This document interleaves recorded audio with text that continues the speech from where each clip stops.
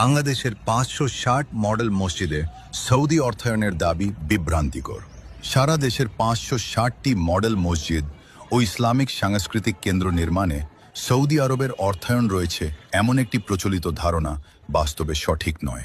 ধর্ম বিষয়ক মন্ত্রণালয়ের সূত্রে জানা যায়, ২০১৭ সালে আওয়ামী সরকার যখন এই বৃহৎ প্রকল্প হাতে নেয়, তখন সৌদি আরবের অর্থায়নের একটি সম্ভাবনা নিয়ে আলোচনা হয়েছিল। তবে পরবর্তীতে সৌদি আরব এ প্রকল্পে অর্থায়ন থেকে সরে দাঁড়ায়। এর ফলে বাংলাদেশ আওয়ামী সরকার নিজস্ব অর্থায়নে অর্থাৎ জনগণের করের টাকায় ৫৬০টি মডেল মসজিদ নির্মাণ কাজ সম্পন্ন করে। ২০২৫ সালের মার্চ মাসে উপদেষ্টা সরকারের পক্ষ থেকে স্পষ্টভাবে জানানো হয়, এই প্রকল্পে সৌদি আরব কোনো অর্থায়ন করেনি। তবে আলাদা একটি উদ্যোগ হিসেবে সৌদি আরব পরবর্তীতে সীমিত পরিসরে কিছু আইকনিক মসজিদ নির্মাণে আগ্রহ দেখায়, যা মূল ৫৬০টি মডেল মসজিদ